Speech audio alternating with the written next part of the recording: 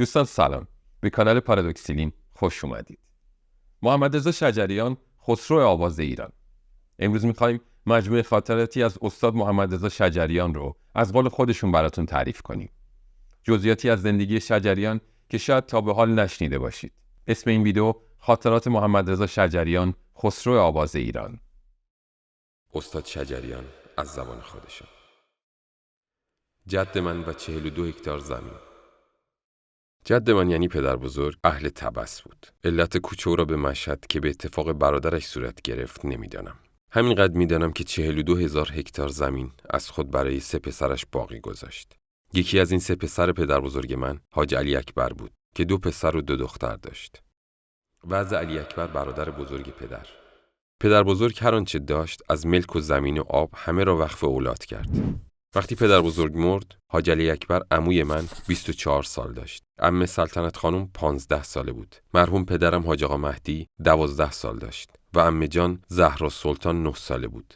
بنابراین اختیار در دست ارشد اولاد حاج علی اکبر بود. او هم در جوانی اهل آمد و شد با اعیان و اشراف بود. اهل ضیافت و مهمانی‌های باشکوه و بساط طرب. پسرعموی پدرم حاج محمد علی آقای رحیمزاده که بیشتر اطلاعات خانوادگی من مرهون تعریف‌های اوست، میگفت بیشتر اوقات از تهران ارکستر و خواننده دعوت می‌کرد. 1 هفته نگه می‌داشت تا ضیافت‌هایش را گرمتر کنند. اولین اتومبیلی که در آن سالها به مشهد آمد متعلق به او بود. دنیا به کام جنگ جهانی اول فرو می‌رفت و علی آقا هم املاک پدری را به آتش عشرت طلبی می‌سوخت. آواز خوش پدر بزرگم مردمدار و نیکوکار بود. با یک سفره همیشه باز و بانی چند حمام و مسجد و آب انبار. پدر بزرگم صدای خوب و رسایی داشته است. پسر عموی پدرم تعریف می‌کند وقتی می‌خواند آوازش به قدری زیبا و چهچهش به قدری جذاب بود که بلبل‌ها لابلای شاخسار درختان خیمه می‌زدند و غوغایی به پا می‌کردند. همه فرزندان من در سال 1319 در مشهد به دنیا آمدم و دارای 5 فرزند به نام‌های افسانه، فرزانه، مژگان، همایون و رایان. شروع هر برنامه‌ای با تلاوت من. درست در بحبوحه آن سالها جنگ جهانی بود که من شهره عام و خاص بودم و در همه مجامع مذهبی یا سیاسی حضور داشتم و هر برنامه‌ای با تلاوت من از قرآن آغاز می‌شد. جنگ جهانی دوم و عاقبت گرایی پدر. ترکش جنگ دامن همه را گرفته بود و پدر هم از این قاعده مستثنا نبود.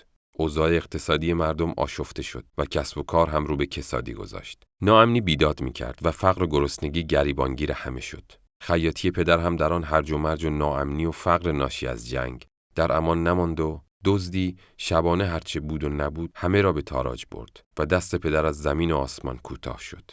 از خیر خیاطی برای همه گذشت و همان دکان را به یک بنگاه معاملات ملکی تغییر داد. میگفت قسمت ما هم همین بود که از مال دنیا سهمی نداشته باشیم. باید در فکر آخرت بود. راه من و راه پدرم که استادالقراء بود مرا از بچگی به جلسات قرآن می برد و من در آنجا قرآن خواندن را نزد او یاد گرفتم. پدرم آواز می دانستند ولی دلشان نمی خواست من آواز بخوانم. بیشتر همان قرائت قرآن را اکتفا می کردند. ایشان می خواست من هم همان راه را دنبال کنم. در دوران طفولیت و نوجوانی قرائت قرآن را نزد پدر فرا گرفتم. ولی از دوران دبیرستان دیگر آواز را شروع کردم. دور از چشم پدر راه عمو را نرفت. هرچه عمو کرد بابا نکرد. صدای خوشی که از پدر به ارث برده بود باعث شد یک چند آواز بخواند. بابا صدای پرطنین و رسایی داشت، اما خیلی زود مسیر صدا را به سمت قرائت قرآن تغییر داد. آواز را رها کرد و همه وجودش را وقف قرآن و تلاوت آن نمود. بابا در مشهد شهره آفاق بود و شاگردان فراوانی تربیت کرد. کودکی و شهرت در صوت خوش.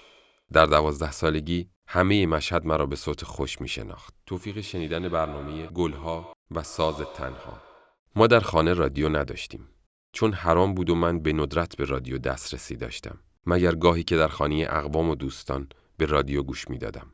خب رادیو آوازهای خوبی پخش می کرد. من دوست داشتم بتوانم اغلب به رادیو گوش کنم، اما این امکان وجود نداشت و اگر پیش می آمد بسیار کوتاه بود. اما بعدها در محیط شبانه روزی دانشسرا این امکان را یافتم که برنامه گلها و ساز تنها را بشنوم.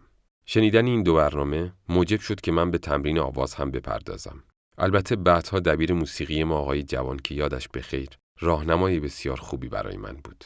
اما تعلق خاطر یک دوست به صدای من و سماجت او باعث شد که من مسئله را جدی‌تر تلقی کنم، چون بیشتر به ورزش و به خصوص به فوتبال خیلی علاقه‌مند بودم. اما ابوالحسن کریمی اصرار داشت من بیشتر وقت خود را صرف آواز خواندن کنم، چون معتقد بود که من صدایی بسیار خوبی دارم و اگر کار کنم آوازخوان خوبی خواهم شد. در دانشسرا بود که با ابوالحسن دوست شدیم.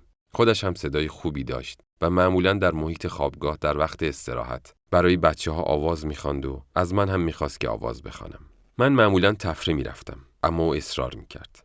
من هم چاره‌ای نداشتم جز اینکه بخوانم و برای اینکه بهتر بخوانم بیشتر به برنامه گلها گوش می‌دادم و با دقت گوش می‌کردم که بتوانم با بچه‌ها دست و پنجه نرم کنم. اما تمرینات واقعی، جدی و سازنده‌تر در دوران معلمی که فرصت و فراغت بیشتری داشتم در همان رادکام پیش آمد. اغلب اوقات به کوه می‌زدم و تکنیک و متد را با سلیقه خودم تجربه و تمرین می‌کردم و صداهای گوناگون، تحریرها و چهچه‌ها را در دستور کار خود قرار می‌دادم. ابوالحسن کریمی هم به عنوان معلم به اردکان آمد. از قضا با خود یک سنتور آورد که بنوازد، اما او هم مثل من مطلقاً چیزی از سنتور نمی‌دانست، در حالی که هر دو اشتیاق داشتیم از رمز و راز آن سر در بیاوریم. شب اول که سنتور را باز کرد، دیدم هر سیمی یک صدا می‌دهد. با بدبختی و سرسختی هر طور که بود آن را کوک کردیم. آن زمانها خانم پوران آهنگی خواننده بود که دوست من با آن خیلی علاقه داشت. ای سیمین برم اشوه مکن در دستگاه شور. خب، اول ابوالحسن زد، خیلی زد. من هم ترغیب شدم مضراب دستم بگیرم و ببینم می شود زد یا نه. دیدم عجب کار مشکلی است. آن شب بعد از 1-2 ساعت ابوالحسن خسته شد و خوابید. اما من تا گرگ و میش صبح نشستم و تمرین کردم. آنقدر تمرین کردم تا توانستم آهنگ را دست و پا شکسته اجرا کنم. اما آنچنان شدم که از آن به بعد سنتور یار غار من شد. اولین هدیه. 6 ساله بودم که در یک محفلی قرآن خواندم. در آنجا آقایی بود که به من هدیه‌ای داد. آن هدیه را هیچ وقت فراموش نمی‌کنم و همچنین اولین باری بود که به مدرسه رفتم. سوره‌ای از قرآن را خواندم و بسیار مورد تشویق قرار گرفتم و این روز را همیشه به یاد دارم. ماجرای ساخت سنتور و چوب توت خشک قدیمی. من یک سنتور مشقی خیلی بد داشتم و تصمیم گرفتم یک سنتور خوب بسازم، چون کمی نجاری می‌دانستم. اما بعد از تکمیل ابزار و وسایل نجاری، به دنبال چوب توت خشک قدیمی همه کاروانسراها و چوب فروشی‌های مشهد را زیر رو کردم. تا سرانجام یک باربر چوب فروشی گفت: یک الوار پهن توت از 20 سال پیش در قسمت عقب انبار زیر چوب‌ها سوراخ دارم. به او گفتم اگر آن را پیدا کند انعام خوبی از من خواهد گرفت. به اتفاق 1-2 ساعت چوب‌ها را زیر و رو کردیم و بالاخره آن را یافتیم. واقعاً کهنه بود. 5 تومان به او انعام دادم. الوار را بغل کردم و به یک چوب بری رفتم و مطابق اندازه ها بریدم.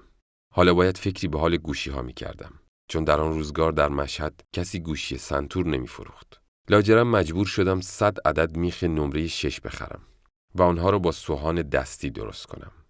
مشکل تنها ساییدن آن با سوهان نبود. باید یک نواخت ساییده می شدند. خدا می داند چه ها کشیدم. 12 خرکم برای آن ساختم. با اینکه در مورد پلگذاری سنتور تجربه نداشتم، اما صدای دلنشینی داشت و من شیفتگی خاصی با آن پیدا کردم. بعدها تصمیم گرفتم برای اینکه صداها یک دست و موزونتر بشوند، پلگذاری آن را عوض کنم. 2 بار صفحه زیر را برداشتم و پلها را تغییر شکل دادم و جابجا کردم. بار سوم برای خشک شدن چسب‌ها آن را کنار دیوار در پشت بخاری قرار دادم. بچه‌ها به خاطر گرمایی بیشتر شعله بخاری را زیاد کرده بودند. در نتیجه صفحه روی آن شکاف عمیقی برداشت، متاسفانه دیگر قابل استفاده نبود. اما ذره‌ای از اراده من برای ساختن سنتورهای دیگر کاسته نشد. به خصوص علاقه‌مند بودم در پلگذاری سنتور برای ایجاد صدای خوشتر و موزونتر تحقیقات بیشتری انجام دهم و به نتایج مطلوب تری دست یابم. و خوشبختانه به نتایج قابل توجهی هم رسیدم و در نظر دارم در آینده تجربیات خود را در کار پلگذاری‌های گوناگون که روی سنتورهای مختلف انجام دادم به صورت کتاب یا جزوه منتشر کنم. سال 1340 سر سفره عقد. 20 ساله بودم که در دهات خراسان به معلمی پرداختم. 1 سال بعد با دختری که معلم دبستان بود ازدواج کردم. 21 مهر ماه سال 1340 بود که با خانم گلفشان سر سفره عقد نشستیم در قوچان. افتخار من فرزندانم. افتخار می‌کنم که چنین فرزندانی دارم و آنقدر که به فرزندانم افتخار می‌کنم به هنرم نمی‌کنم. یک ناخن خانواده‌ام را با تمام هنرها عوض نمی‌کنم. نجات از مرگ حتمی. سال 44 بود که به شدت زمین خوردم و 3 دنده طرف راستم به داخل شکست. حالت خفگی شدید به من دست داده بود. قادر به تنفس نبودم. به کمک همسر و مادرم به اتاقی منتقل شدم و بلافاصله به سراغ آقای افتخاری رفتند که بهترین شکسته بند مشهد بود. دقایقی نگذشته بود که خودش را به بالین من رساند. معاینه‌ای کرد و گفت لزومی ندارد به بیمارستان انتقالش دهید. برایم چند لیوان بیاورید. آنها را بر محل شکستگی می‌چسباند و با شدت تمام پس می‌کشید. بعد از چند بار که این کار را تکرار کرد، دنده‌ها را بیرون کشید و نفسم راحت شد و از مرگ حتمی نجات پیدا کردم. شانس بزرگی داشتم که آقای افتخاری زود رسید، وگرنه نرسیده به بیمارستان خفه می‌شدم. بعد از این حادثه بود که ریه‌ام به شدت صدمه دید و تا 1 هفته به سختی نفس می‌کشیدم. اما کم کم بهتر شدم. تا 6 ماه نمی‌توانستم آواز بخوانم و نه ورزش کنم و نه تا 1 سال نفس عمیق بکشم، تا اینکه سرانجام به حالت عادی برگشتم. محدودیت در تولید نوار و مجوز. در 20 ساله اخیر محدودیت‌های زیادی برای موسیقی به وجود آوردند. مثلا یادم هست که هر 17-18 ماه یک مجوز به من میدادند. آیا موسیقی من موسیقی بد و مبتذل بود؟ در صورتی که خودشان همیشه از من به عنوان نمونه و شاخص نام می‌بردند. این گونه نبود که فقط موسیقی مبتذل محدود شده باشد، بلکه به طور کلی موسیقی با محدودیت روبرو بود. به عنوان مثال، تولید نوار با محدودیت روبرو بود. مشکلات اداره زندگی. از همان ابتدای زندگی مشترک، بدون اینکه پدرم حتی 1 ریال به مراسم ازدواج و یا بعد از آن کمکی کند، خودم همه چیز را رو به راه کردم و به خاطر میآورم برای پرداخت بدهی‌های عروسیم گاهی شبها تا صبح برای مغازه‌ها و شرکت‌ها و غیره تابلو می‌نوشتم و در ساخت حروف با برنج و مس و آلومینیوم تجربه زیادی کسب کرده بودم و از درآمد آن زندگیم را اداره می‌کردم تا بدهی‌ها را پرداختم. البته همسرم خیلی با من همراه بود و با کمک او بر مشکلات مالی یک زندگی بسیار محقر پیروز شدیم. نقش مادر. مادرم تأثیری شگفت در تربیت همه فرزندانش داشته است. بانویی فهمیده، مدیر و مدبر که با دست خالی زندگی پدر را اداره می‌کرد. از 5-6 سالگی شروع کردم. شاید بتوانم بگویم که از سن 5-6 سالگی شروع کردم و از 12 سالگی همه مرا در شهر مشهد می‌شناختند، چون پدرم هم در این زمینه استاد بودند. گوشه‌های ایرانی را هم رفته رفته از این طرف و آن طرف می‌شنیدم و آشنا می‌شدم. در اصل فراگیری گوشه‌های موسیقی ایرانی را از آن زمان شروع کردم و در 18 سالگی دیپلم گرفتم و معلم شدم و به خارج از شهر رفتم. از همان زمان تعلیمات آواز را به طور جدی شروع کردم. قبل از آن هم چندین برنامه در رادیو داشتم. سیر زندگی. در رشته قرائت قرآن در کودکی پدرم استاد من بود و در دوران نوجوانی یعنی 14-15 سالگی یکی از دوستان پدرم گهگاه 1-2 آواز به من یاد داد. بعد دیگر خودم از رادیو استفاده می کردم تا اینکه به تهران آمدم. در ابتدا خدمت آقای مهرتاش رفتم. بعد از آن پیش استاد عبدالله خان و استاد برومند رفتم و برای موسیقی‌های عرفانی و دشتستانی در خدمت استاد دادبه بودم و در کنار اینها خودم مانند شیوه‌های خوانندگان قدیم کار کردم. از نوازنده‌ها و سازها خیلی استفاده کردم. به خصوص از ساز استاد شهناز خیلی استفاده کردم و حالتهایی را هم از آقای بدیعی فرا گرفتم.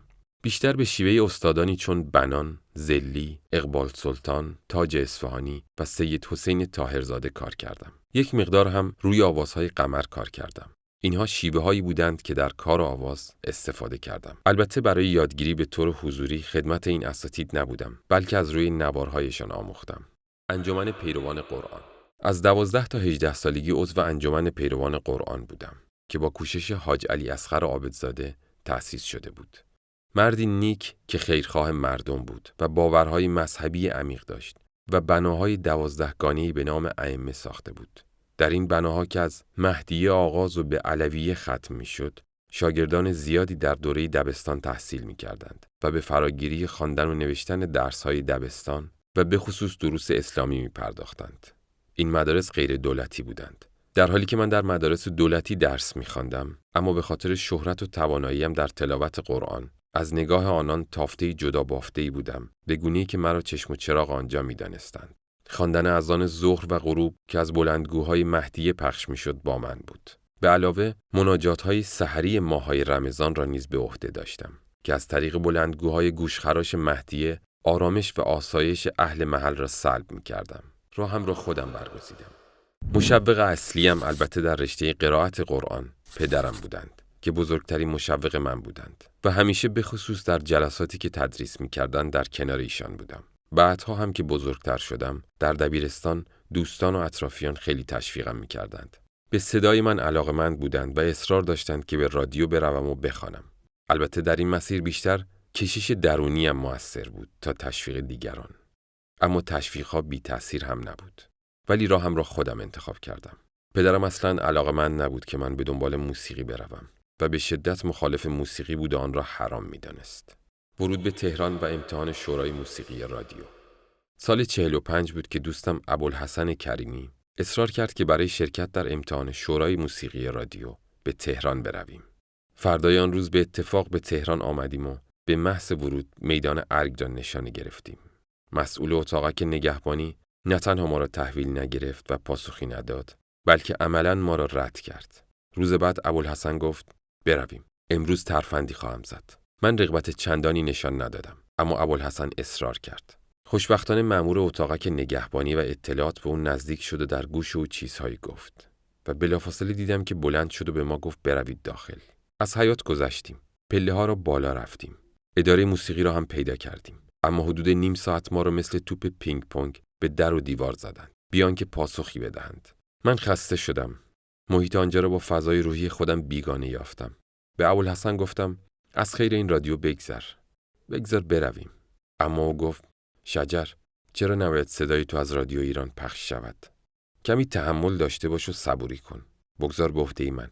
ما برای همین مقصود به تهران آمدیم. کار دیگری نداریم. سرانجام راهی برای نامنویسی و شرکت در امتحان پیدا کردیم و گفتند شورا روزهای سه‌شنبه تشکیل می شود. ساعت 10 صبح سه‌شنبه اینجا باشید. سه‌شنبه موعود فرا رسید. اتاق شورا میز کنفرانس بزرگی داشت و حدود 12-13 نفر اعضای شورا نشسته بودند. آقای مشیر همایون شهردار تهران بود. آقایان حسن علی ملاح و علی تجویدی، مختاری و دیگران بودند. گفتند بیات ترک بخوان. من هم از مایه بلند 2-3 بیتی خواندم و در مایه بم فرود آمدم. آقای ملاح گفتند می توانی ضربی بخوانی؟ گفتم با شعر دیگری بخوانم؟ گفتند بخوان. خواندم. بعد آقای تجویدی پرسیدند شما تصنیف هم میخوانی؟ من چون تصنیف خواندن را دوست نداشتم و دون شأن آواز میدانستم، با لحن بسیار جدی گفتم ابداً.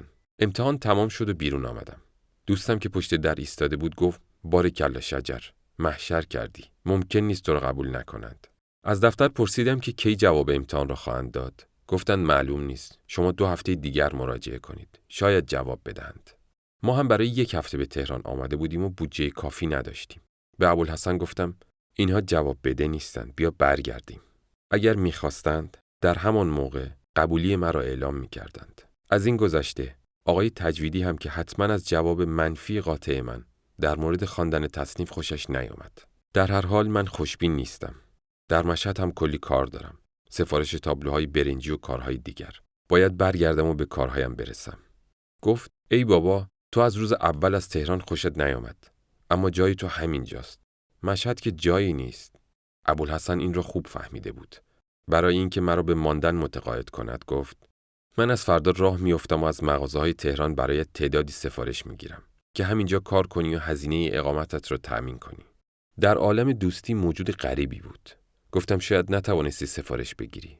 گفت تا سفارش نگیرم دست بردار نیستم. همینجا در تهران میمانیم. خرجی خود رو در میآوریم و منتظر میمانیم تا رادیو جواب بدهد. همت عجیبی داشت.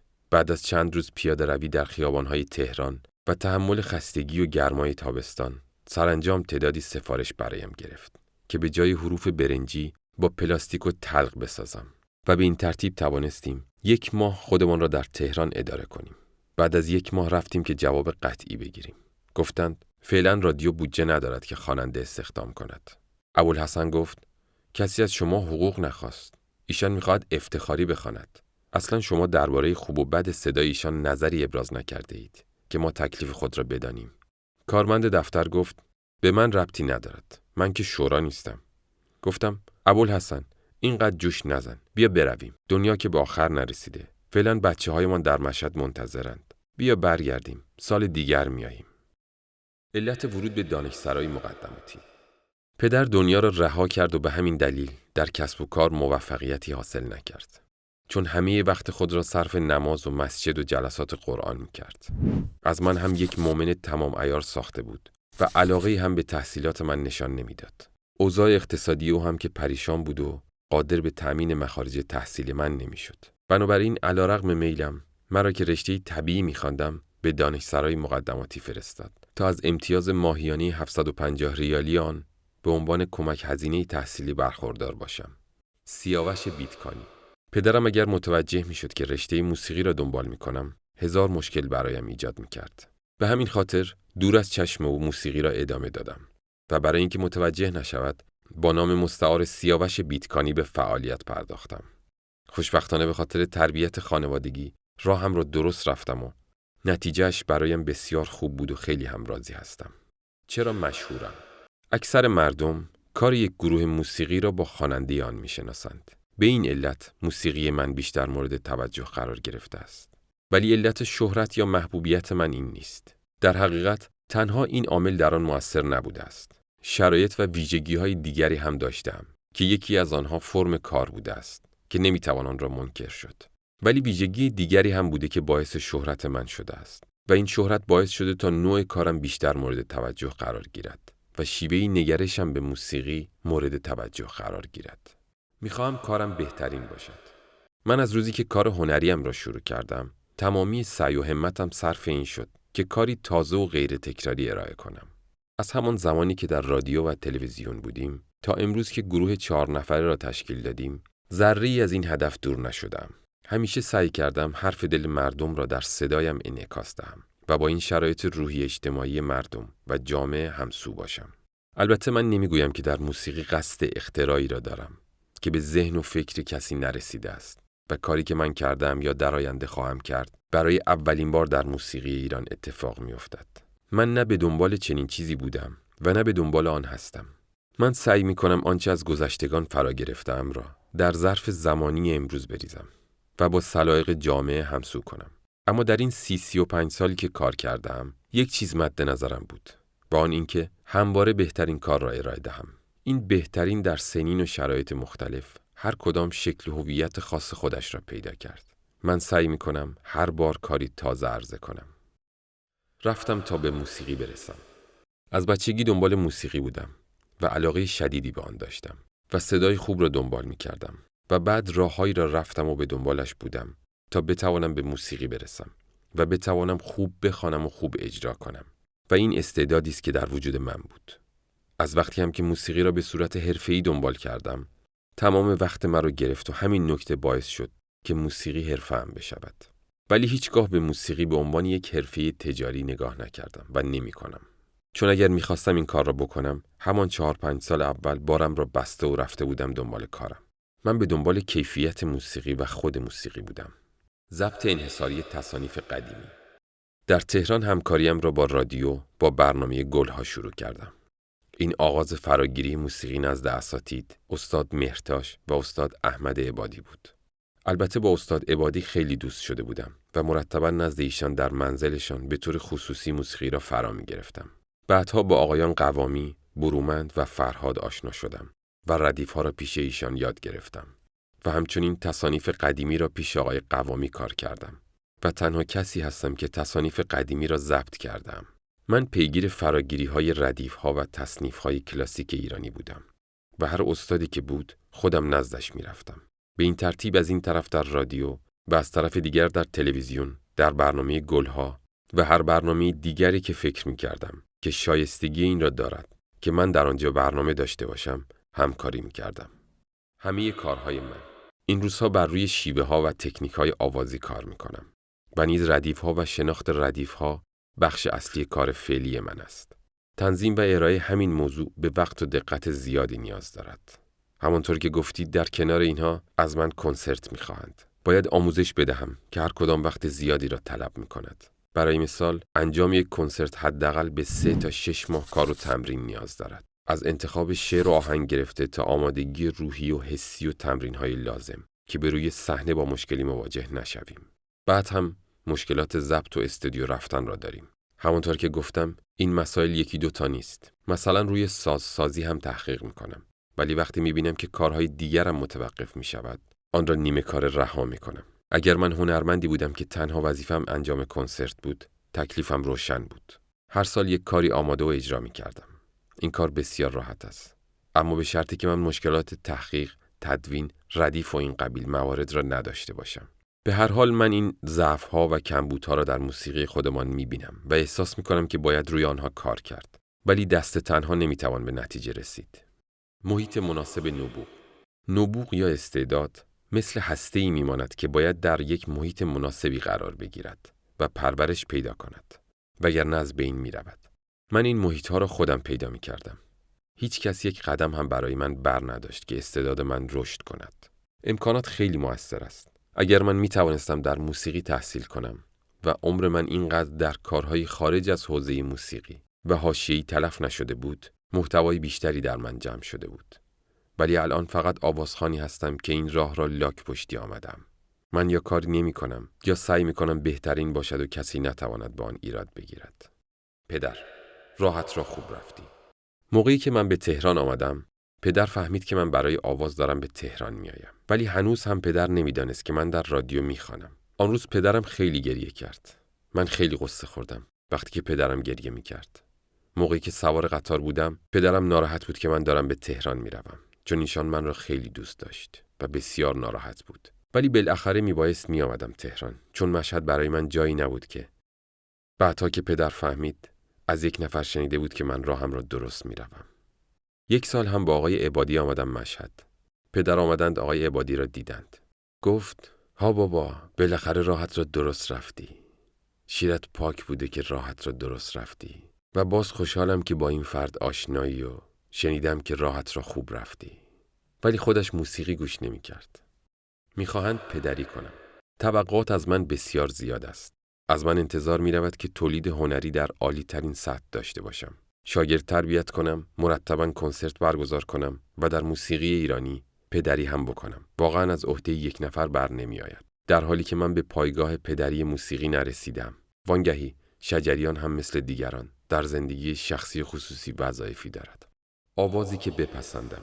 هنرمند با همه سلیقه‌ها و هنرمندان سر و کار دارد. منتها بستگی دارد طبع و پسند خودش چه باشد. آیا هر چیزی را میپسندد؟ طبیعی است که هر چیزی مورد پسند من نیست. بله، من در این خصوص سخت پسندم. به هر حال کسی که میخواهد آواز بخواند تا من هم لذت ببرم، باید خوب بخواند. و این البته به این معنا نیست که تنها باید من آواز بخوانم. نه، من در خانه آنقدر نوارهای شخصی از خودم دارم که هیچ وقت آنها را گوش نمیکنم. پس چطور میشود که تنها صدای خودم را میپسندم؟ این سخت خیلی بیراه است. من میخواهم کار درست و صحیح و زیبا را بشنوم. و این هم به نظرم عیب نیست، بلکه دیدگاه طبیعی یک هنرمند است. اگر برنامه‌ای مثل برنامه گلها با موفقیت پخش میشد، به دلیل آن بود که تهیه کننده‌ای مثل پیرنیا داشت. با آواز بنان منقلب میشدم. من هر وقت آواز بنان را از رادیو و تلویزیون میشنیدم، منقلب میشدم و اشک میریختم. و روزی که به قزوین سفر میکردم، یک صفحه از صدای دلنشین او را با خود برداشتم تا یک تحریر او را تقلید کنم. از تهران تا قزوین بیش از 50 بار آن را گذاشتم و سرانجام به آموختن آن توفیق نیافتم. حالت اجرای نوت‌ها. اگر همه خوانندگان بخواهند حالت اجرای نوت‌ها را تحت تاثیر اجرای خود آهنگساز باشند، کار خوب در نمی‌آید. چون 99% آهنگسازان به تکنیک‌های خوانندگی آگاه نیستند. این باعث می‌شود تا همه خوانندگان شبیه به هم بخوانند و کار عاری از زیبایی‌های تکنیکی خواهد بود.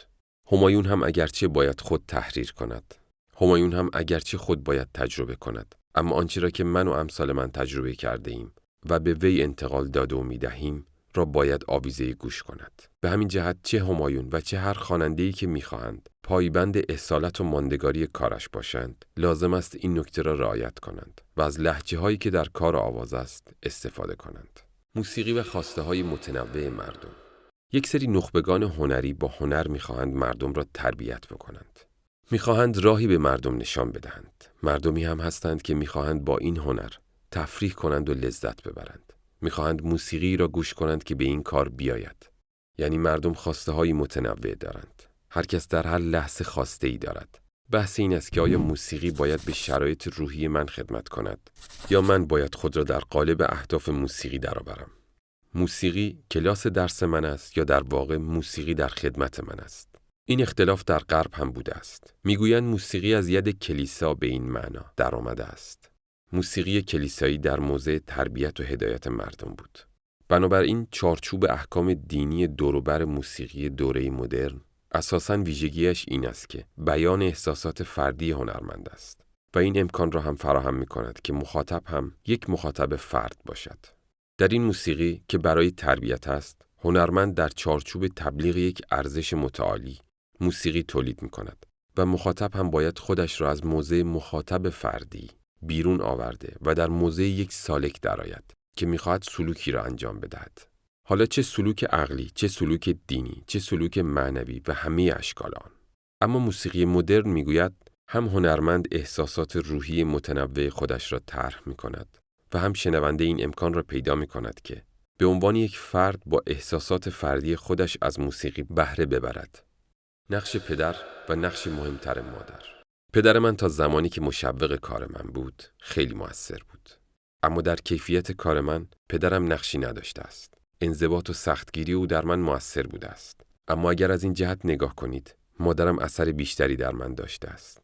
بیشتر از پدرم مؤثر بوده است. اخلاق من بیشتر به مادرم رفته تا پدرم. فقط تعصب در کار موسیقی را از پدرم گرفتم. خستگی ناپذیری را از مادرم گرفتم. مادرم اینقدر کار می‌کند تا می‌افتد. من هم همینطور هستم. گاهی تا 5 صبح کار می‌کنم. مثلا میروم ساز کار می‌کنم. یک دفعه می‌بینم ساعت 4 صبح است. خانمم میگوید امان از وقتی که تو بخوای کاری بکنی. حوصله همه را سر میبری. 33 سال کار. حدود 50 سال است که با آهنگ سر و کار دارم. یعنی از 5-6 سالگی. ولی به طور رسمی و حرفه‌ای 33 سال است که در این عرصه کار میکنم. کشف استعدادهای موسیقی. یکی از هدفهای اصلیم در زندگی و کار کشف استعدادهای موسیقی و کمک به آنها در رشد و شکوفایی استعدادهایشان بوده و هست. چنانکه در همین مدت چندین نوازنده و خواننده خوش استعداد را به جامعه موسیقی معرفی کردم. تعصب و ایمان شدید پدر. من معنویت را بیشتر دوست داشتم تا عقاید پدرم را. تا یک زمانی تحت تاثیر پدرم بودم. بعد که خودم راهم را دنبال کردم، فکر می‌کردند همان آدم سابق هستم، در صورتی که من کار معنوی خودم را دنبال می‌کردم. در ضمن هیچ وقت نمی‌خواستم پدرم را ناراحت کنم. او بسیار متعصب و عصبی بود. مایل نبودم عصبانی شود و ناراحتی او را نمی‌خواستم. به همین دلیل این تصور ذهنی او را نسبت به خودم برهم نزدم. همیشه حرمت او را نگه داشتم. پدر من به شدت مذهبی بود و در همه چیز مذهب را جستجو می‌کرد. هیچ چیز دیگر برای او غیر از تعبیر خاصی از مذهب قابل پذیرش نبود. ایمان محکمی داشت و تعبیر و تفسیر خود را وحی منزل می‌پنداشت. اما من این گونه نبودم. تا حرفی را منطقی نمی‌یافتم، نمی‌توانستم آن را بپذیرم. در عین حال سعی کردم احترام پدرم را نگه دارم. حرمت اعتقاداتش را نگه دارم. تا آخر هم احترامش را نگه داشتم. من به او باور نداشتم، ولی به اعتقاداتش و به خود او احترام می‌گذاشتم. من به اعتقادات هیچ کس، مخصوصاً پدرم، بی‌حرمتی نکردم و نمی‌کنم. تنها مسئله اعتقادات نیست. من خیلی چیزها را رعایت کردم. من از او آموختم که معنا و فکر را جستجو کنم. من رعایت حقوق دیگران و احترام به دیگران را از پدرم آموختم. همه نوع موسیقی. نباید مردم را محدود کرد که فقط یک موسیقی خاص را گوش کنند. باید همه نوع موسیقی باشد. هر کس خود انتخاب کند. کارهای تازه و تمرین زیاد. اساتید و کسانی که عمری را در راه موسیقی ما سپری کردند، برایم بسیار عزیز و گرانقدر هستند و همچنان در رکابشان خواهم بود. ولی سخت معتقدم جوانها باید میدان ببینند و انگیزه پیدا کنند. اساتید آینده این جوانها هستند. اصلا من چطور میتوانم از استاد اصغر بهاری که بالای 80 سال سن دارند بخواهم که بیایند و 2 ماه تمام هفته‌ای چند روز و روزی چند ساعت تا بتوانیم 1 ساعت کاری گروهی انجام دهیم. تنها چیزی که از این بزرگوار میتوان خواست این است که چند دقیقه با هم به صورت ساز و آواز برنامه داشته باشیم. ولی آیا من میتوانم کنسرت‌ها را فقط با ساز و آواز به پایان ببرم؟ ما باید کار تازه با فرم‌های گوناگون ارائه دهیم. کار تازه هم نیاز به ساعت‌ها تمرین دارد و خسته کننده است. نمیتوان از اساتید انتظار کار گروهی داشت که 1-2 ماه به تمرین مداوم احتیاج داشته باشد. نقطه ضعف در آموزش آواز. شیوه صدادهی. من نزدیک به 50 سال است که آواز میخوانم. یعنی از سن 5-6 سالگی آواز خواندم. ولی اگر به صورت جدی بخوام حساب کنم، از سال 45 در عرصه آواز مشغول فعالیت هستم. همچنین از سال 1354 یعنی نزدیک به 24 سال پیش هم تدریس آواز را آغاز کردم. شاگردان زیادی آمدند و رفتند. خیلی ها ادامه ندادند و گروه اندکی ادامه دادند که از این میان فقط 5 نفر دوره عالی را نزد من گذراندند. به مرور به این نتیجه رسیدم که این همه علاقه‌مند رشته آواز به کلاس‌های آواز می‌روند، ولی وقتی می‌خواهند بخوانند نمی‌توانند، یعنی خوب نمی‌خوانند. در صورتی که آواز می‌دانند، ردیف هم بلد هستند و شیوه را هم خوب ارائه می‌دهند. ولی در نهایت نمی‌توانند کار خود را خوب ارائه دهند. مثل فوتبالیستی می‌ماند که در زمین همه کار می‌کند غیر از گل زدن. یعنی لحظه‌ای که باید توپ را به درون دروازه وارد کنند نمی‌توانند. خواننده آواز هم به همین ترتیب است، یعنی باید ابتدا تکنیک و مبانی آوازخوانی را کار کرده باشد تا وقتی شروع به خواندن کرد خرابکاری نکند. بعدها متوجه شدم که اینها از نظر تکنیکی ضعیف هستند و شیوه‌های صدادهی را کار نکردند و بنابراین نمی‌توانند صدای خود را درست از کار در بیاورند. در یک جاهایی مثلا در 7-8 نوت وسط خوب می‌خوانند، ولی در نوت‌های بم و اوج به مشکل برمی‌خورند. تأثیرپذیری از استاد دادبه. بیش از پدرم باید به استاد دادبه اشاره کنم. او خیلی بیشتر از پدرم در من اثر گذاشت. برخورد با استاد دادبه مرا دگرگون کرد. حتی در شخصیت هنری من هم اثر شگرفی داشت. او مرا دگرگون کرد. زمینه در من آماده بود، ولی او بود که به من توجه داد که مسئله مهم مردم و انسانیت است. از آن موقع کار هنری را برای آرمان‌های انسانی که آرمان‌های جهانی است دنبال کردم. به طور مرتب با ایشان جلسه داشتیم و من تمام صحبت‌ها و آموزش‌های او را فیش کردم. من الان می‌بینم خیلی چیزها داشتیم و در تاریخ وجود داشته است. این پیشینه راز بسیاری از چیزها را آشکار می‌کند. من حس می‌کردم راز هنر برایم آشکار می‌شود. مثلا هدف نوا و موسیقی چیست؟ گوهر هنر چیست؟ چه رازی را بیان می‌کند؟ به صورت منظم تمام این بحث‌ها را دنبال می‌کردیم. مشکل دولتی بودن صدا و سیما. همچنان بر سر نظرات سابقم نسبت به صدا و سیما باقیم. شما در هیچ جای دنیا به خصوص در کشورهای پیشرفته و متمدن نمی‌بینید رادیو تلویزیون‌هایشان دولتی باشند. همگی خصوصی و آزادند. و البته تابع قانون و طرفدار جدی ضوابط حقوقی مردم و هنرمندان و منعکس کننده این نظرات، انتقادات و ایرادات و گاه شکایات مردم از عملکرد سازمان‌های دولتی و وزارتخانه‌ها و حتی شخص رئیس جمهورند. ولی صدا و سیما همچنان که از اسمش پیداست 100% دولتی است و در سیاست‌ها و برنامه‌ریزی‌ها تابع است. صدا و سیما و محق بودن من. با این مختصر که 1 از 1000 است، آیا برای شما و دیگران کافی نیست که به من حق بدهید از این سازمان صدا و سیما و کارهایش شدیداً انتقاد داشته باشم و از اینکه وقت و بی وقت جا و نابجا صدایم را که در تمام طول فعالیتم خواستم صدای سروش‌های وجدان پاک مردم باشد؟ این گونه از این ویترین رنگ و زبان و آوا و نوا بشنوم. ارتباط با صدا و سیما. قبل از انقلاب مدتی با رادیو و تلویزیون همکاری داشتم، ولی به دلایلی ارتباطم را با آن قطع کردم و خودم را کنار کشیدم. بعد از انقلاب در سال 58 فعالیتم را با رادیو و تلویزیون آغاز کردم، ولی بعد از 5-6 ماه فعالیت باز ارتباط خودم را با آن قطع کردم و خودم را کنار کشیدم. دلیل آن هم یکی نبودن سلیقه هنری ماست. جلسات مشترک هنر نوا. 8 سال با استاد دادبه جلسه مشترک درباره هنر نوا داشتیم. یادداشت‌هایی که برداشتم صرفاً برای خودسازی و آگاهی از معارف انسانی و بنیادهای هنری و زیبایی بود. از سال 59 تا سال 70 حدوداً 10-11 سال طول کشید. 2 صاحب نظر، 2 راهنمایی. این 2 نفر واقعاً آدم‌های صاحب نظر و با سلیقه‌ای در کار خودشان بودند. یکی آقای بنان که گفت خواننده خوب باید به صدای خودش گوش کند و یکی هم آقای برومند که گفت نوازنده باید به ساز خودش گوش کند. من هم همیشه یکی از درس‌هایم این است که باید به صدای خودتان گوش کنید. تا گوش نکنید نمی‌توانید صدای خودتان را کنترل کنید. خاطره‌ای در فرانسه. قایقرانی درست. یک روز با یکی از دوستان که در نظام مسئولیتی فرهنگی داشت و دارد فرانسه بودیم. در جنوب فرانسه رودخانه‌ای است به نام اردش. در این رودخانه پرپیچ و خم که از لابلای کوه‌ها رد می‌شود، قایق می‌راندیم. ما در این رودخانه در جهت آب در بلم پارو می‌زدیم. 48 ساعت روی آب بودیم. غذایی داشتیم و شب هم کنار رودخانه بودیم. بیش از چند هزار قایق آنجا بود. من برای اولین بار در این رودخانه پارو می‌زدم. من و دخترم که او هم بلد نبود در یک بلم. من و دخترم سعی می‌کردیم قایق چپ نشود. ما در این 48 ساعت با 1000 کلک در لابلای آب ماندیم. ولی آنها 8 بار واژگون شدند تا رسیدیم به مقصد. آن دوستمان که سیاستمدار بود گفت حالا فهمیدم چرا سیاست و سیاسیون از پس تو بر نیامدند. تو خیلی به فکر بودی چطوری بروی تا قایقت چپ نشود. ولی ما مثل تو سعی در این کار نداشتیم. من کوشش کردم که راه را درست بروم. من همیشه دوستانی هم داشتم که از آنها کمک می‌گرفتم و خودم به تنهایی تصمیم نمی‌گرفتم. ولی همیشه در ذهنم هست که قایقم را درست برانم تا واژگون نشود. من با جامعه حرکت می‌کنم. اگر با جامعه باشی، خود مردم تو را حرکت می‌دهند. من با مردم زندگی می‌کنم و با آنها درد مشترک دارم. برای همین است که می‌دانم چه می‌خواهند. وسعت صدای من 19 نوت را به راحتی اجرا می‌کند. البته برای آواز 15 نوت خوب است. این از نظر وسعت. اما وجه دیگری هم در صدا مطرح است، یعنی شدت و ضعف و برد صدا.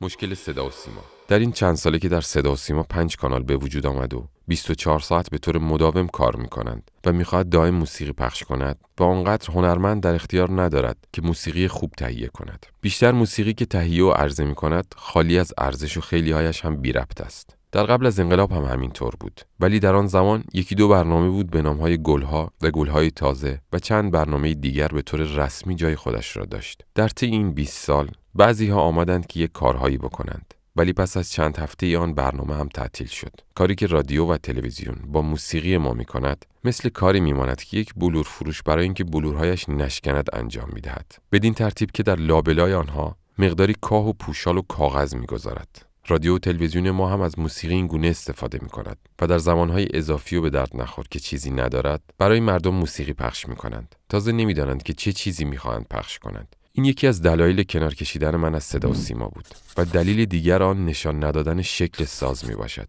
میخواهم بدانم آیا قیافه تار یا تنبک اغوا کننده است؟ نشان دادن کسی که در حال نواختن ویولون یا تار است و نشان دادن یک ارکستر به مردم آنقدر زشت و بد است؟ چیزی که در همه جای دنیا باب هست و همه دارن میبینند و همین الان مردم به ارکسترها میروند و میبینند. در تلویزیون ما چرا این مسئله را درباره‌اش اینقدر پافشاری میکنند؟ وقتی که چنین بی‌حرمتی دارد به نوازنده، هنرمند و به موسیقی می شود، دیگر دلیلی برای رفتن به آنجا وجود ندارد. مثلا در تلویزیون زمانی که آواز یا ترانه و کلاً موسیقی پخش می شود، آبشار و زنبور عسل، درخت و کوه نشان می دهد. اینها می تواند باشد و اشکالی ندارد، اما دائم به این شکل صحیح نیست. نوازندگان را هم نشان بدهند. من می توانم در طول روز نیم ساعت برنامه‌ای تهیه کنم با هر نامی و در این نیم ساعت موسیقی خوب مطرح بشود و می شود به مردم موسیقی خوب عرضه کرد و به جوانها شناساند.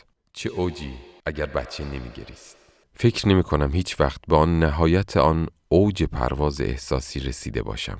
بعضی وقتها به اوجی رسیدم ولی حس می کنم هنوز به آن اوج برتر نرسیدم. بارها به اوجی رسیدم ولی بالاتر از آن هم هست. دلم می خواهد به اوجی برسم که از آن بالاتر نتوان رسید. هنوز به آن اوج نرسیدم. زیاد یادم نیست که موردی را مثال بزنم. گاهی اوقات قبل از شروع به خواندن به آن اوج رسیدم، اما یک چیزی همه را به هم می‌زند. یک مسئله همه چیز را خراب می‌کند. در یک کنسرت این اتفاق افتاد.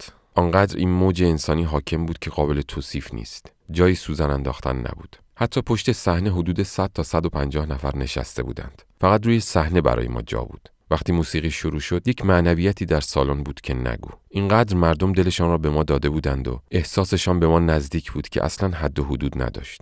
گروه شروع کرد به نواختن. کار گروه با حس خوبی پیش می رفت. من حس کردم دارم پرواز می کنم. درآمد اول را شروع کردم. ساز آمد جواب بدهد که یک بچه 6 ماهه گریه کرد. ما در ارتفاع مافوق تصور داشتیم پرواز می‌کردیم و آن بچه ما را زمین زد. مادرش فهمید چه اشتباهی کرده که بچه‌اش را آورده است. البته حتما او نتوانسته بود بچه‌اش را جایی بگذارد، اما دلش می‌خواست که در کنسرت حضور داشته باشد. وقتی این زن با حسرت و ناراحتی بیرون می‌رفت، من شدیداً ناراحت شدم. دلم برایش سوخت. دیگر نتوانستم این حس را تا پایان برنامه داشته باشم. و هنوز که هنوز است فکر می‌کنم آن شب اگر آن بچه گریه نمی‌کرد چه شب خوبی می‌شد. چرا شعر نو؟ بعضی‌ها گفتند تو چرا شعر نو خواندی؟ من گفتم اشکالی دارد مگر بد شده؟ گفتند نه. گفتم خب حالا که بد نشده چرا نخوانم؟ بعضی‌ها تعصب داشتند که چرا شعر نو؟ به هر حال کلام آن مفاهیمش اصل است و الا ریتمش که برای ما مهم نیست. دعوت یک فقیه. چند وقت پیش یکی از دوستان که روحانی است و در فقه مرتبه بالایی دارد از من دعوت کرد که در جایی برنامه اجرا کنم. مرد فقیهی که در بین مردم جایی دارد و نفوذ وی بر مردم زیاد است چون این دعوتی کرد. این چیزی جز اعتبار موسیقی نیست. من هدفم این است که نشان بدهم موسیقی چه هنر والا و ارجمندی است. موسیقی که دنبال کردم.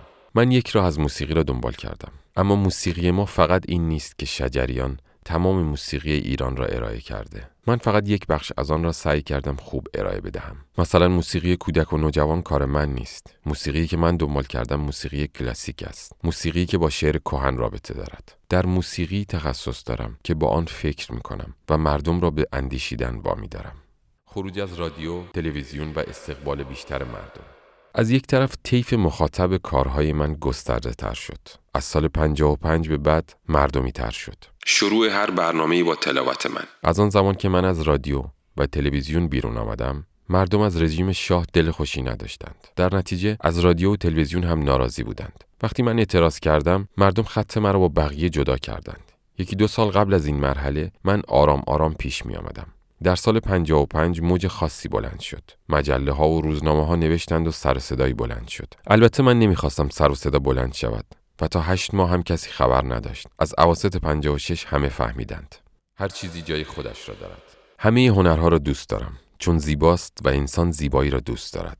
از نقاشی و خط گرفته تا شعر و موسیقی و تئاتر و سینما و غیره. همه اینها در جای خودش خوب است. دانشجویی که از من حرف کشید. یک دانشجویی در آن سالها به رادیو آمد که بعد فهمیدم خبرنگار بود. از من در قالب دانشجو حرف کشید. بعد از 8 ماه این حرفا در مجلات درج شد. بعد از آن مردم به طور جدی روی من حساب می‌کردند. انقلاب که شد، باز من سعی کردم حواسم جمع باشد و راهم را درست بروم. تب خاصی وجود داشت. بعد از انقلاب من روال عادی کار خودم را شروع کردم و هیچ تمایلی به گروه‌های چپ و راست و بالا و پایین نشان ندادم. کار هنری خودم را دنبال می‌کردم. با جوانان اهل فکر. جوانهایی که اهل اندیشیدن هستند با من رابطه دارند. اما آن جوانی که خیلی اهل فکر و اندیشه نیست و ذوق دیگری دارد و به گونه دیگر فکر می‌کند، ممکن است با من رابطه نداشته باشد. من از تخصصم آن طرفتر نباید بروم و بایستی کار خودم را بکنم. من به علت سابقه دیرینه‌ای که در کار هنر دارم، باید با همسن و سالهای خودم و با اساتیدی که از من بزرگترند همکاری کنم. اما من خیلی وقتا با جوانهایی همکاری کردم که همسن پسرم بودند و به این علت با آنها همکاری کردم که به جوان انگیزه بدهم، در حالی که آن جوان از لحاظ آشنایی با موسیقی هنوز آن پختگی را ندارد که در کنار من بنشیند. اما من این امکان را به او میدهم چون به جوانان توجه دارم و آنها را دوست دارم و این عشقی که به فرزندان خود دارم نسبت به تمام جوانها دارم. به نسل جوان خیلی احترام میگذارم. آغاز کار چاووش در سال 56 راه افتاد. در اساسنامه آن فقط کار هنری پیش بینی شده بود. بنا بود اصلا کار سیاسی نکنیم. این کانون با ابتهاج و لطفی و چند نفر دیگر تشکیل شد. آموزش، تمرین و تولید نوار. به طور کلی کار هنری بود. تقریبا همزمان با تأسیس مکتب صبا، گروه چاووش راه افتاد. از سال 56 اساتیدی مثل آقای دوامی در مکتب صبا درس میدادند. اساتید دیگری هم بودند، مثل بهاری، عبادی و شهناز. فکر میکنم پایبر هم بود. دوامی هم 3-4 ماه تدریس کرد، ولی چون حوصله نداشت به من گفت تو برو جای من. من گفتم مکتب صبا جای اساتید قدیمی است و برای من زود است. گفت من حوصله درس دادن ندارم، تو را معرفی میکنم. خیلی هم عصبانی بود، مثل اینکه در پرداخت حقوق کوتاهی‌هایی شده بود. من گفتم حقوق شما چقدر میشود؟ چیزی نگفت. گفتم من به این شرط درس میدهم که حقوق را شما بگیرید. بعد برای من ابلاغ نوشتند و به جای استاد رفتم. در مکتب صبا 1 سال بیشتر فعالیت نکردم. وقتی انقلاب شد منحل شد. کلاً 15 ماه جای دوامی درس دادم. اساتیدی نکته‌دان و نکته‌یاب. استاد آوازهای مرا زیاد شنیده بودند و توسط آقای بهاری پیغام فرستاده بودند که من شرفیاب شوم خدمتشان و من هم از خدا خواسته رفتم. ایشان گفتند آقای شجریان شما زیاد توی خواندنت ها ها ها ها میکنی. درست است که در آواز خواندن باید چهچه زد، ولی چهچه همش نباید ها ها ها ها باشد. تویش ها دارد، ه دارد، یا دارد، آ دارد، ا دارد. خیلی چیزها تویش دارد که باید از ترکیب اینها ملودی تحریر را آراسته کرد و ارائه داد. روزهای اول توی گوشم نمی رفت. می گفتم ها ها ها ها چه اشکال دارد؟ خیلی باید ها ها ها ها کرد. پس چطور باید تحریر داد؟ بعد که در خدمتشان شروع کردم به فراگیری تکنیک‌های آواز. روزهای اول خیلی مشکل بود، اما کم کم وارد شدم به این که حرفهای ایشان کاملا درست است و ما داشتیم راه را اشتباه می رفتیم. اغلب مردم چنین فکر می کنند که هر کس ها ها های زیادی کرد، امتحان نفس داد، چهچهی زیادی زد، آوازخوان خوبی است. امکانات صدا و تحریر دادن لازم است، اما اینکه چه کار باید کرد و این تحریرها را چگونه باید ارائه داد امری است جدا. اغلب آوازخوان‌هایی که من تا به حال دیدم و صدایشان را شنیدم به این موضوع و این دقیقه وارد نبودند. بعضیشان ناخودآگاه این تکنیک‌ها را به کار می‌بردند و همینها باعث موفقیتشان بود. اما آدمی مثل نورعلی خان برومند، آمده یکی یکی اینها را زیر ذره‌بین گذاشته و از هم جدا کرده تا به خواننده بفهماند که چگونه باید بخواند، در صورتی که خود آقای برومند هیچ صدایی برای آواز خواندن نداشتند. دوستان، این استادی که محمد رضا شجریان راجع بهش صحبت میکرد استاد برومند بود. در اینجا به انتهای این ویدیو میرسیم. مثل همیشه قضاوت رو به شما میسپاریم. نظرات با ارزشتون رو برامون کامنت کنید. تا ویدیوی بعدی شما رو به خدای بزرگ میسپاریم. وقتتون بخیر و خدا نگهدار.